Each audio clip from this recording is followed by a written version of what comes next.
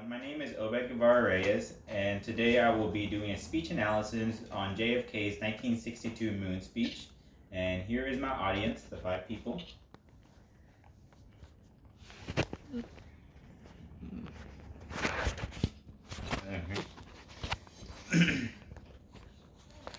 All good on camera? Mm-hmm. All right. At the time when the United States was in the midst of the Cold War, for the spread of culture and democratic ideals, the country elected a young senator from Massachusetts with an optimistic look for the future. His youthful and pleasant persona contrasted past presidents that procured the office before. The purpose of this speech was to increase public awareness about this space race and to persuade the American people to fortify their efforts to win. The famous quote, "We choose to go to the moon this decade and do the other things not because they're easy, but because they are hard," from John F. Kennedy's 1962 moon speech captured his listeners and excited a generation to push for the stars quite literally. This quote still resonates with us today and encourages us to work hard to achieve what was once unattainable. To understand the speech, you first need to understand the man. John F. Kennedy was born in Brookline, Massachusetts in 1917 to a wealthy Irish Catholic family. He was not a very good student, but through his connections was able to attend Harvard. After school, he went on to serve in the Navy during the Second War. While at Harvard, Kennedy showed great interest in politics and history. His final year at Harvard, Kennedy wrote a famous essay that would later be published called "Why England Slept."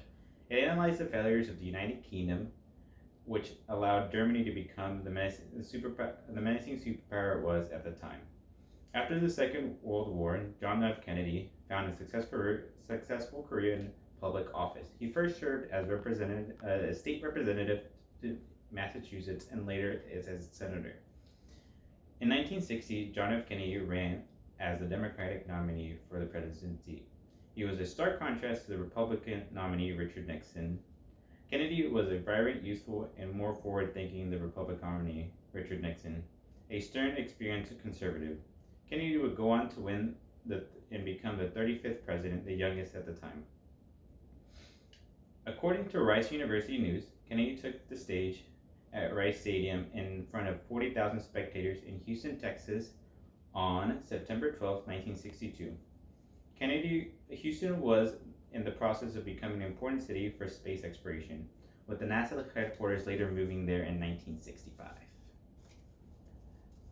This speech was critical to the expansion of U.S. space exploration. The Soviet Union, our nemesis during the Cold War, had earlier that year put Yuri Gagarin into orbit marking this as the first victory in the space race.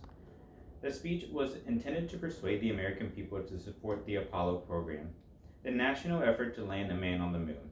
This was not only a momentous accomplishment for science, but a win against communism.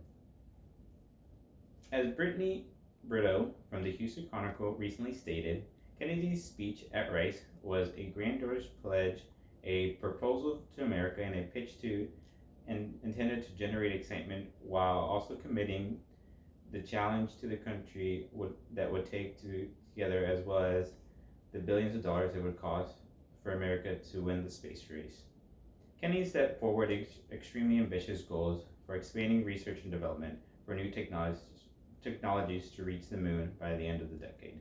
The goals set by Kennedy inspired not only the nation, but generations to come afterwards. According to Rice University historian Melissa Keene, a large portion of the 40,000 attendees were school children. Kennedy's words would continue to inspire generations of thinkers and innovators.